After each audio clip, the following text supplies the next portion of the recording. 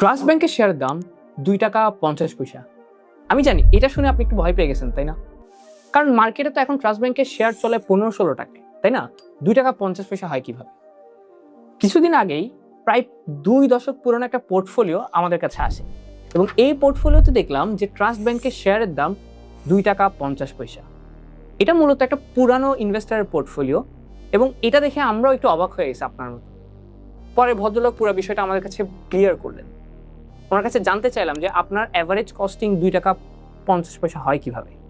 এই ভদ্রলোক মূলত 2007 সাল থেকেই ট্রাস্ট ব্যাংকের শেয়ারে ইনভেস্ট করেছিলেন। মানে 2007 সালে যখন ট্রাস্ট ব্যাংকের আইপিও আসছিল তখনই উনি মূলত আইপিওতে ইনভেস্ট করেছিলেন এবং এই 2007 থেকে শুরু করে 2025 পর্যন্ত এই 18 বছরে ওনার টোটাল কত রিটার্ন আসছে এই ট্রাস্ট ব্যাংক থেকে সেটাই উনি আমাদেরকে দেখালেন ওনার হিসাব করে। সো আমাদের আজকের ভিডিওতে আমরা ওনার যে ট্রাস্ট ব্যাংকের 18 বছরের টোটাল রিটার্ন, এই রিটার্নের হিসাবটা আমরা স্টেপ বাই স্টেপ আপনাদেরকে ভিডিওতে দেখাবো এবং ভিডিওর লাস্টে ট্রাস্ট ব্যাংকের একটা অ্যানালাইসিসও আমরা করব, যাতে বর্তমানে ট্রাস্ট ব্যাংক কোন পজিশনে আছে, ইনভেস্ট করা যাবে কিনা সেটা আমরা বুঝতে পারি। আরেকটা মজার বিষয় কি জানেন, আমাদের অ্যানালাইসিস এবং ওনার রিটার্নের মাঝখানে আমরা খুব ইন্টারেস্টিং একটা লিঙ্কও পেয়েছি, যেটা আপনি ভিডিওর লাস্টে দেখতে পারবেন। সো আপনাদের কাছে আমাদের রিকোয়েস্ট, আজকের ভিডিওটা স্কিপ না করে পুরো ভিডিওটা দেখবেন এবং আরেকটা বিষয় মাথায় রাখবেন, এই ভিডিও কিন্তু কোনো ধরনের স্টক রিকমেন্ডেশন কিংবা ইনভেস্টমেন্ট অ্যাডভাইস না। এটা সম্পূর্ণ এডুকেশনাল পারপাস থেকে আমরা এই আলোচনাটা আপনাদের সাথে করতেছি।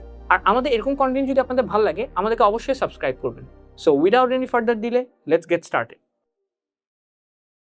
দেখা যাচ্ছে 2007 সালে ট্রাস্ট ব্যাংক আইপিও করলো, তখন ওনার কাছে শেয়ার ছিল অ্যারাউন্ড 100টা মতো, মানে আইপিও তিনি 100টা শেয়ার পাইছে এবং একটা শেয়ারের ফেস ভ্যালু ছিল 100 টাকা করে। 2011 আগ পর্যন্ত সবগুলো শেয়ারের ফেস ভ্যালু 100 টাকা ছিল। তাহলে 100টা শেয়ার 100 টাকা করে কিনলে ওনার 10,000 টাকা প্রয়োজন ছিল। তো টোটাল 10,000 টাকার ইনভেস্টমেন্টে উনি 2007 সালের আগে আইপিওতে 100টা নতুন শেয়ার পেলেন এবং 2007 সালে যখন বছর শেষ হলো তখন ট্রাস্ট ব্যাংক 10% বোনাসের ডিভিডেন্ড দিল। সো উনি নতুন শেয়ার পাচ্ছে 10টা। এখন এই বোনাসের হিস্ট্রিটা আমি কোথায় পাবো? বোনাসের হিস্ট্রিটা যদি আমি ঢাকা স্টক এক্সচেঞ্জের ওয়েবসাইটে যাই এবং ওখানে যদি ট্রাস্ট ব্যাংক সার্চ করি, নিচে এই যে ট্রাস্ট ব্যাংকে বোনাসের, ট্রাস্ট ব্যাংক কত বোনাস দিল এটা পুরো হিস্ট্রি এখানে আছে এবং উনি আমাদেরকে এই হিস্ট্রিটাই দিল। এই হিস্ট্রি হিসাব করে আমরা ক্যালকুলেশনটা আনলাম। সো আমরা যদি একটা ক্যালকুলেশন ব্যাক যাই, আমরা দেখতে পাচ্ছি যে মোটামুটি 10টা শেয়ার উনি গিফট পাইলো, তাহলে ওনার শেয়ার সংখ্যা দাঁড়াইলো 110টা। 2008 সালে 110টা শেয়ার দিয়ে শুরু করলো, আবার 20% বোনাস দিল, তাহলে ওনার নতুন শেয়ার উনি বোনাস পাচ্ছে 22টা, তাহলে টোটাল শেয়ার হচ্ছে 132টা।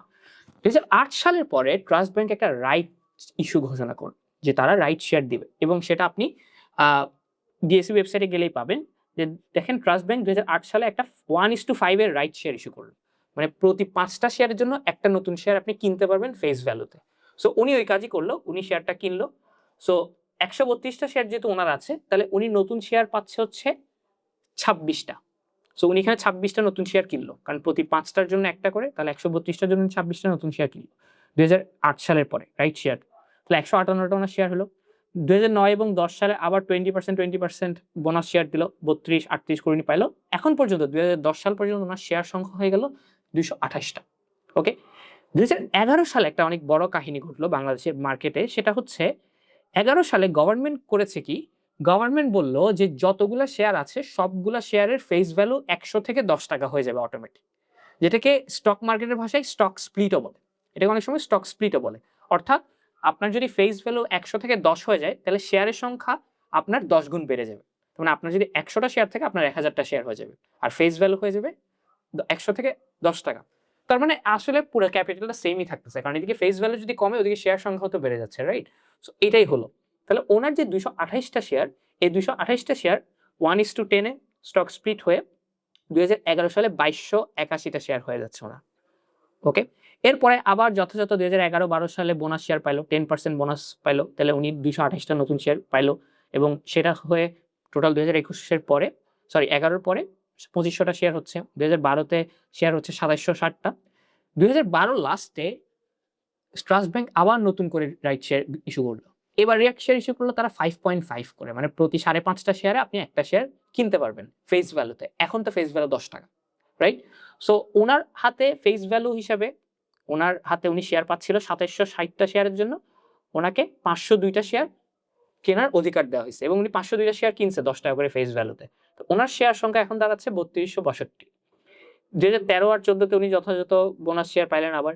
এবং 2014 লাস্টে ওনার টোটাল শেয়ার সংখ্যা দাঁড়াইছে 4019টা। ওকে, 2014তে উনি একটা জিনিস আমাদেরকে বলল যে মার্কেট যেহেতু অনেক কারেকশনে গেছে 2011-12 পরে, মানে মার্কেটে যে ওই যে 2010 সালে যে ধসটা নামলো, 11 সালে যে ধসটা নামলো, এই ধসের কারণে নাকি উনি আমাদেরকে যেটা বলল যে ট্রাস্ট ব্যাংকের শেয়ারের দাম অনেক নিচে নেমে গেছে। তো তখন উনি আরেকটা নতুন ক্যাপিটাল ট্রাস্ট ব্যাংকে ইনজেক্ট করছে, মানে উনি শেয়ার কিনছে। উনি আমাদেরকে যেটা বলল ওনার এভারেজ প্রাইস তখন 6 টাকা 40 পয়সার আশেপাশে কিছু একটা পড়ছিল এবং উনি 2000 শেয়ার কিনছিল তখন আবার ট্রাস্ট ব্যাংকে। সো আমরা এটাই ধরে নিলাম যে উনি 2014 সালে 6 টাকা 44 পয়সা করে 2000 টা নতুন শেয়ার কিনছে। তাইলে 2014 তে ওনার শেয়ার ছিল 4019 এবং 2000 নতুন শেয়ার কেনার কারণে ওনার শেয়ার সংখ্যা দাঁড়াইছে 6019। এরপর 2015 থেকে আবার যথাযথ ট্রাস্ট ব্যাংকের বোনাস শেয়ারগুলো সব আসলো এবং 2025 পর্যন্ত বোনাসই পেল। সো 2025 এ এসে সব বোনাস অ্যাডজাস্ট করে ওনার টোটাল শেয়ার সংখ্যা দাঁড়াচ্ছে 13,399। জিনিসটা মনে রাখবেন, 13,399 টা শেয়ার এখন পর্যন্ত ওনার ট্রাস্ট ব্যাংকের আছে। ওকে, এখন আমরা দেখি ওনার টোটাল ইনভেস্টমেন্ট কত আসলে। উনি টোটাল এই 18 বছরে কত টাকা ইনভেস্ট করছে। যদি আপনি এটা দেখেন, প্রথমে আইপিওর সময় উনি পারচেজ করছেন 10,000 টাকার। কেন? কারণ ওই যে বললাম 100 টা শেয়ারের জন্য উনি আবেদন করছিলেন, একটা ফেস ভ্যালু 100 টাকা করে, তাহলে 10,000 টাকা টোটাল ওনার এখানে গেল। 2008 সালে যে রাইট শেয়ার ইস্যু, ওই যে রাইট শেয়ার যেটা হলো, উনি রাইট শেয়ারে 26 টা শেয়ার কিনতে পারছেন এবং 100 টাকা করে যদি একটা শেয়ার হয় তাহলে রাইট শেয়ারে ওনার লাগছে হচ্ছে 2600 টাকা। আবার 2012 তে যে রাইট শেয়ারটা হলো, উনি ওই অনুযায়ী 502 টা রাইট শেয়ার কিনলেন উনার হিসাবে এবং 10 টাকা করে যদি ফেস ভ্যালু হয় তাহলে ওনার টোটাল রাইট শেয়ারের পারচেজ হচ্ছে 5,020 টাকা রাইট শেয়ারের জন্য লাগছে। আবার যে 2014 তে উনি বাই করলো, বললাম না যে 2000 নতুন শেয়ার উনি বাই করলো, ঠিক আছে? এবং এভারেজ প্রাইসিং ছিল 6 টাকা 44 পয়সা করে। এটা উনি আমাদেরকে বলছে যে এটা তখন মার্কেট অনেক ডাউন হয়ে গেছিল, স্টক মার্কেট। কারণ ধসের পরপর মার্কেট একদম অনেক কারেকশনে চলে গেছে। সো তখন উনি কিছু শেয়ার কিনছিল। তো 6 টাকা 44 পয়সা করে যদি উনি কিনে তাহলে 2000 শেয়ারে ওনার লাগতেছে 12,880 টাকা। এই টোটাল 18 বছরে ওনার 30,500 টাকা ইনভেস্ট করছেন উনি ট্রাস্ট ব্যাংকে। ওকে? তাহলে এখন এভারেজ প্রাইসিংটা আমরা একটু বের করি। 30,500 শেয়ার 30,500 টাকা উনি ইনভেস্ট করছে, 13,399 টা শেয়ার ওনার আছে। তাহলে আমরা যদি এখন এভারেজ প্রাইসটা বের করি তাহলে চলে আসবে। এই যে দেখেন, এভারেজ কস্টিং যদি আমরা বের করি, কিভাবে বের করে? আমরা সোজা হিসাব করি। আপনার ওনার শেয়ার সংখ্যা কত? ওনার টোটাল ইনভেস্টমেন্ট কত? 30,500 30,500 ভাগ টোটাল কতগুলা শেয়ার? 13,399 টা শেয়ার। দেখেন 2 টাকা 28 পয়সা।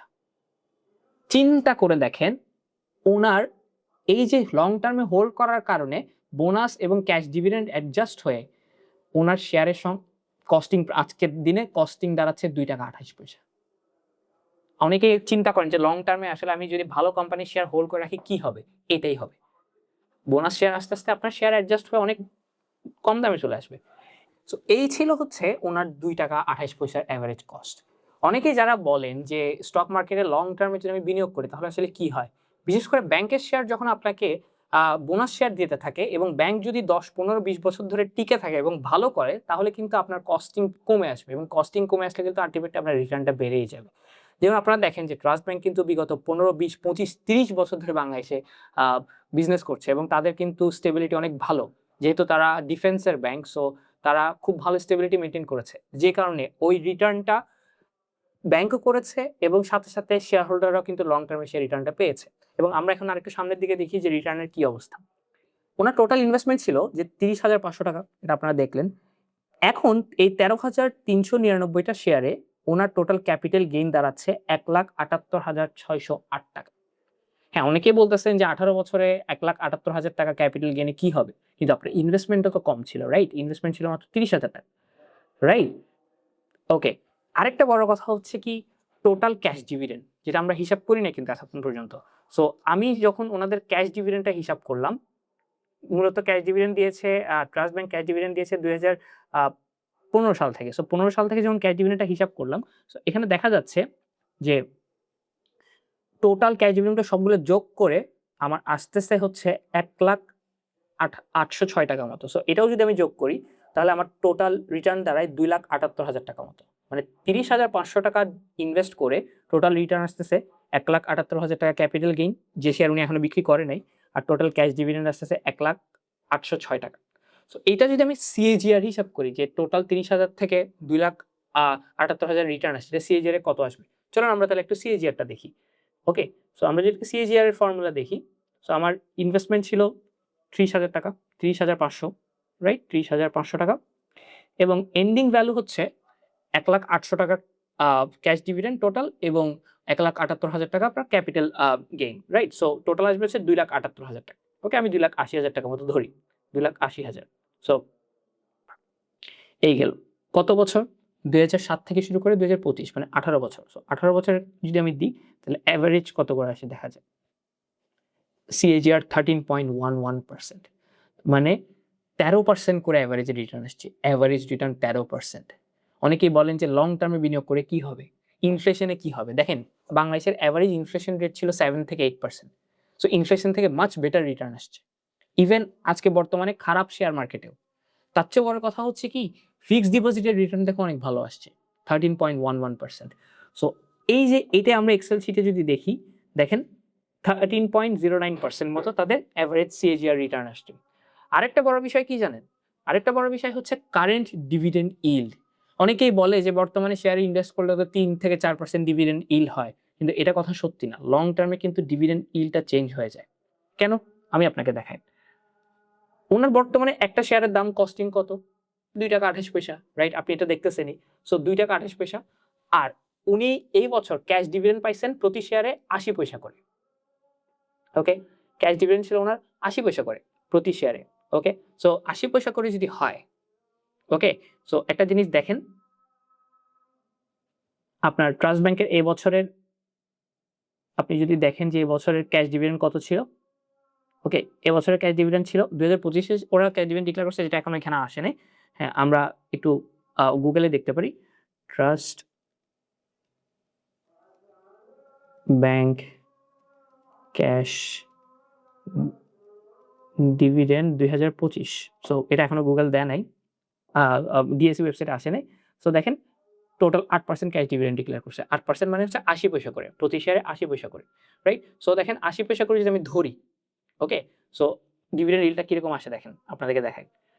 ৮০ পয়সা 0.8 ডিভাইডেড বাই, কারণ এখন কস্টিং হচ্ছে ওনার ৳২.২৮ করে। Right? So 2.28 current dividend yield 35%। মানে উনার এই শেয়ারটা এখন বর্তমানে কস্টিং এর উপর 35% করে ডিভিডেন্ড রিটার্ন জেনারেট করতেছে। সো এটাই অনেকে বুঝেন না।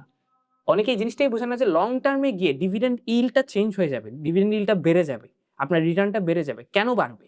দ্যাট ইজ বিকজ আপনার যে শেয়ারগুলা এই কোম্পানিটা যদি ভালো করে, তারা যদি ডিভিডেন্ডটা বাড়াইতে থাকে, ভাই আপনার কস্টিং তো কম। আপনার কস্টিং কম আসতেছে কিন্তু ডিভিডেন্ড তো দিন, দিন বাড়তেছে। সো এই জিনিসটা বুঝে না অনেকে। এজন্য অনেকেই মনে করে যে কারেন্ট ডিভিডেন্ড ইল্ড এটাই এবং এটাই আজীবন থাকবে। না। আপনার কারেন্ট ডিভিডেন্ড ইল্ড 5 থেকে 8% হতে পারে। কিন্তু এটা যদি আপনার 5 বছর যদি স্টকটা ভালো করে, 5 বছর পরে যদি কোম্পানিটা আরো বেশি ডিভিডেন্ড দেয়, তাহলে কিন্তু আপনার ডিভিডেন্ড ইল্ড 15 থেকে 20% ও চলে যেতে পারে। রাইট? সো এটা যারা বুঝেন না তারা আমাদের ডিভিডেন্ডের ভিডিওটা দেখতে পারেন। এটার ডেসক্রিপশন বক্সে আপনি লিঙ্কটা পেয়ে যাবেন। আর এখন বর্তমানে যদি আমি ওনার কথা চিন্তা করি, খারাপ মার্কেটেও কিন্তু উনি অনেক ভালো রিটার্ন জেনারেট করছেন। জাস্ট বিকজ উনি আইপিও থেকে শুরু করে ট্রাস্ট ব্যাংকের মতো একটা ভালো কোম্পানি, ভালো ব্যাংকের শেয়ার উনি ধরে রাখছেন। এই কারণেই। সো এখন আমরা চলে যাই ট্রাস্ট ব্যাংকের এনালাইসিসে, যে আমাদের এনালাইসিস আসলে কি বলে এবং এখানে সবচেয়ে ইন্টারেস্টিং বিষয়টা আমরা কি খুঁজে পাইছি ট্রাস্ট ব্যাংকে। এটাই আপনাদেরকে দেখাবো এখন। আজকের এনালাইসিসের পার্টে যাওয়ার আগে আপনার সাথে একটা ইনফরমেশন শেয়ার করতে চাই। আপনারা যারা stock market and investment valuation সম্পর্কে ইন ডিটেইলস শিখতে চান, তাদের জন্য ইনভেস্টালয় মার্কেট মাস্টার্স লাইভ কোহর্টটা একটা ভালো অপরচুনিটি হতে পারে। এই কোহর্টে এনরোল করলে আপনাকে ইনভেস্টিং সম্পর্কে যত ডিটেইলস এবং যত বিস্তারিত আছে সবকিছুই লাইভ সেশন এবং লাইভ ক্লাসের মাধ্যমে শেখানো হবে। এবং এর সাথে থাকছে ইনভেস্টালয় কমিউনিটির লাইফ টাইম মেম্বারশিপ একদম ফ্রি। এই বিষয়ে যারা বিস্তারিত জানতে চান, আমাদের ওয়েবসাইট www.investalay.com ভিজিট করে দেখতে পারেন, অথবা ভিডিও ডেসক্রিপশন বক্সে যে লিঙ্কটা দেওয়া আছে ওইটাও চেক আউট করে দেখতে পারেন। চলেন আমরা আমাদের অ্যানালাইসিসে ফেরত যাই। আমরা যদি এখন ট্রাস্ট ব্যাংকের ফান্ডামেন্টাল অ্যানালিসিসটা করি, আমরা বিগত 18 বছরে মানে 2007 থেকে শুরু করে 2025 পর্যন্ত ট্রাস্ট ব্যাংক কেমন পারফর্ম করছে, কেন স্টেবিলিটি ছিল এবং কোন কোন প্যারামিটারের ভিত্তিতে ট্রাস্ট ব্যাংক ভালো করছে, সেই জিনিসগুলো আমরা এখন অ্যানালাইসিসটাতে দেখব। সো এখান থেকে আমরা আরেকটা জিনিস বুঝতে পারবো যে ব্যাংক অ্যানালিসিস করতে হলে কোন কোন প্যারামিটারগুলো খুব বেশি ইম্পর্টেন্ট। যেমন আমি যদি একটু দেখি, সালে মানে 2008 থেকে শুরু করলে 2008 সালে ট্রাস্ট ব্যাংকের নেট ইন্টারেস্ট ইনকাম ছিল 117 কোটি টাকা, যেটা 2025-এ মানে 24-এ এখন অ্যানুয়াল রিপোর্ট আসে নাই। সো 24 পর্যন্ত 847 কোটিতে চলে আসছে। ঠিক আছে? আপনি বুঝতে পারতেছেন 18 বছরে 8 গুণ গ্রো করছে। আরেকটা ইম্পোর্টেন্ট বিষয় হচ্ছে নেট প্রফিট। আপনি দেখেন 2008 সালে ট্রাস্ট ব্যাংকের নেট প্রফিট ছিল মাত্র 46 কোটি টাকা এবং 2025 সালে ট্রাস্ট ব্যাংকের নেট প্রফিট 336 কোটি টাকা। সবচেয়ে বড় কথা আসলে এটা না। আরেক বড় কথা হচ্ছে কি জানেন? একটা ব্যাংক স্টেবিলিটি মেইনটেইন করার জন্য সবচাইতে ইম্পোর্টেন্ট বিষয় হচ্ছে এনপিএল রেশিও, মানে খেলাপি ঋণের পরিমাণ। আমরা সাধারণত বলি যেসব ব্যাংকের খেলাপি ঋণের পরিমাণ এভারেজে 5% এর নিচে থাকে তারা খুব ভালো ব্যাংক। আপনি দেখেন ট্রাস্ট ব্যাংকের 2008 সালের এনপিএল রেশিও ছিল 2.52% এবং এই 2008 থেকে শুরু করে 2025 পর্যন্ত ট্রাস্ট ব্যাংকের এনপিএল রেশিও খুব বেশি 5% এর উপরে যায়নি। শুধুমাত্র একটা সময় ট্রাস্ট ব্যাংকের এনপিএল রেশিও 5 এর উপর গেছে, সেটা হচ্ছে 23-24 এর দিকে এবং বর্তমানে 25-এও মোটামুটি 8% এ চলে গেছে। এটা অর্থনীতি খারাপ হওয়ার কারণে বেশিরভাগ লোন ডিফল্ট করতেছে। হ্যাঁ, কিন্তু এটা খুব বেশি টেনশনের কিছু না। যেখানে মেক্সিমাম বাংলাদেশের ব্যাংকগুলোর এনপিএল রেশিও 25-30% এর উপরে, সেখানে ট্রাস্ট ব্যাংকের এনপিএল রেশিও এখনো 10% এর নিচে। এটাও কিন্তু অনেক বড় একটা আ মানে ফান্ডামেন্টাল প্যারামিটার। সো এটা একটা বিষয়। আরেকটা বিষয় হচ্ছে কি আমি আপনাকে দেখাই পি রেশিও। ট্রাস্ট ব্যাংকের টোটাল পি রেশিও 2008 সালে সবচেয়ে বেশি ছিল 13 এবং এরপরে দেখেন ট্রাস্ট ব্যাংকের পি রেশিও মোটামুটি 2013 সালে আরেকটু বেশি উঠছে 26-এ চলে গেছে। এটা আমরা সবাই জানি যে ওই যে আমাদের আ মার্কেট যে অনেক বেশি উপরে উঠে গেল এই কারণে। কিন্তু 2014 সালে কিন্তু 26 থেকে পি রেশিও 5 এ নেমে আসছে। যে কারণে আমাদের যিনি ইনভেস্টর উনি বললই যে তখন ট্রাস্ট ব্যাংকে 2014 সালে ট্রাস্ট ব্যাংকের শেয়ারের দাম অনেক বেশি আন্ডার ভ্যালুড হয়ে গেছিল। যে কারণে অনেকেই কিনছিল। হ্যাঁ, এটা আমরা এখানে পি রেশিও দেখলে বুঝতে পারতেছি। 2013 সালে পি রেশিও ছিল 26, 2014 সালে পি রেশিও আসছে 5 এ। ওকে? সো বুঝাই যাচ্ছে যে ট্রাস্ট ব্যাংকের পি রেশিও অনেক নিচে নেমে গেছে। ব্যাংকে ফান্ডামেন্টালি ভ্যালু করার জন্য আরেকটা অনেক ইম্পোর্টেন্ট বিষয় হচ্ছে price to book value ratio অথবা প্রাইস টু এনএভি। সো যেসব ব্যাংকের প্রাইস টু এনএভি অ্যারাউন্ড হচ্ছে 1.5 এর উপরে চলে যায় আমরা ওদেরকে ওভার ভ্যালুড বলি। সো দেখেন 2008 থেকে শুরু করে 2012-13 পর্যন্ত মোটামুটি ট্রাস্ট ব্যাংকের প্রাইস টু বুক ভ্যালু কিন্তু 1.5 এর উপরে ছিল। কিন্তু 2014 তে প্রথমবার ট্রাস্ট ব্যাংকের প্রাইস টু বুক ভ্যালু 1 এর নিচে নেমে আসছে। তার মানে কি বোঝা যাচ্ছে? 2013 পরেই থেকে এটা মোটামুটি আন্ডার ভ্যালুয়েশন এ চলে গেছে। হ্যাঁ, এরপরে আবার একটু মোটামুটি ভালো ভ্যালুয়েশন এ ছিল। 1.5 তাও পার হয়নি। এখন 2024-25 এ আবার ট্রাস্ট ব্যাংকের শেয়ার এখন মোটামুটি আন্ডার ভ্যালুড বলা যায় প্রাইস টু বুক ভ্যালু দেখলে। আমি আপনাদেরকে যে জিনিসটা দেখাইতে চাচ্ছি, একটা জিনিস খেয়াল করেন, 17-18 বছরেও কিন্তু ট্রাস্ট ব্যাংক মোটামুটি অনেক বেশি স্টেবল ছিল। যেখানে 18 বছরে আমাদের রাজনৈতিক পট পরিবর্তন থেকে শুরু করে অনেক ঝামেলা হয়েছিল। তারপরেও কিন্তু ট্রাস্ট ব্যাংকে ভালো ব্যাংক থাকার কারণে তাদের স্টেবিলিটি তারা মেইনটেইন করছে। আমি আপনাদেরকে ভিডিওর শুরুতে যে কথাটা বলছিলাম, উনার রিটার্ন এবং আমাদের এনালাইসিস এর সাথে আমরা একটা সম্পর্ক পাইছি। সেটা আমি আপনাকে দেখাই। দেখেন উনার রিটার্নে উনার টোটাল এভারেজ রিটার্ন আসছে হচ্ছে 13% করে, রাইট? এভারেজ সিএজিআর রিটার্ন আসছে 13% করে, রাইট? একটা জিনিস আমরা দেখলাম যে আমরা যখন ট্রাস্ট ব্যাংকের সিএজিআর বের করছি, প্রফিটের সিএজিআর আসে 12%, 11.65% এই 17 বছর 18 বছরে। তার মানে একটা কথা ঠিক যে ফান্ডামেন্টালি যখন আপনি একটা ভালো কোম্পানি কিনবেন, ওই কোম্পানিটা যে হারে প্রফিট গ্রো করবে আপনার রিটার্নও আসলে সেই হারেই গ্রো হবে। অনেকেই বলে যে প্রফিট গ্রো করলে আমার রিটার্নের কি হবে? না, আপনার কোম্পানি যদি ওভার দ্য লং টার্ম যে কোম্পানি আপনি কিনছেন তাদের যদি return over the long term এভারেজে 5% করে গ্রো করে, তাহলে ওভার দ্য লং টার্ম আপনার রিটার্নও কোনোদিন 5% এর উপরে যাবে না। হাইয়েস্ট 5% এর আশেপাশে। সো এই জিনিসটাই আমি আপনাদেরকে দেখাইতে চাচ্ছিলাম। দেখেন, ওদের যে নেট প্রফিট, ট্রাস্ট ব্যাংকের নেট প্রফিট গ্রো করছে এভারেজে আপনার দেখেন, আপনি যদি দেখেন এই যে পার্টটা 11.65% হারে, রাইট? এবং ওনার রিটার্নও কিন্তু এভারেজে আসছে 13%। সো দেখছেন যে হারে কিন্তু কোম্পানি প্রফিট এবং যে হারে কিন্তু কোম্পানি তাদের ফান্ডামেন্টালস গ্রো করতে পারবে, সে হারেই কিন্তু আপনার রিটার্ন গ্রো করবে। So over the long term আপনি একটা শেয়ার কিনে রাখলেন 10-15 বছরের জন্য। তার রিটার্ন, তার প্রফিটের রিটার্ন যদি 5% এর উপর গ্রো না করে, আপনার রিটার্নও 5% এর উপর গ্রো করবে না। ওভার দ্য লং টার্ম আপনি যদি এভারেজ রিটার্ন বের করেন। সো এই ছিল আমাদের আজকের এনালাইসিস এবং আই হোপ আপনি বুঝতে পারছেন যে আসলে একটা কোম্পানির কোন জিনিসগুলো দেখা উচিত এবং সবচাইতে ইম্পোর্টেন্ট বিষয় যে একটা কোম্পানি যদি লং টার্মে ভালো করে তাহলে আপনি এটা থেকে রিটার্ন জেনারেট করবেনই। তাতে কোনো সন্দেহ নেই। ঠিক আছে? কিন্তু কোম্পানিটা লং টার্মে ভালো করতে হবে। So this is all about today's video. আপনাদের যদি অন্য কোনো ভিডিও সাজেশন থাকে এবং আপনারা যদি এরকম আরো অ্যানালাইসিস অন্য ব্যাংকগুলা কিংবা অন্য স্টক নিয়ে দেখতে চান, আমাদেরকে অবশ্যই কমেন্ট সেকশনে জানাবেন। আপনাদের সাথে আমার দেখা হবে নেক্সট কোনো একটা ভিডিওতে।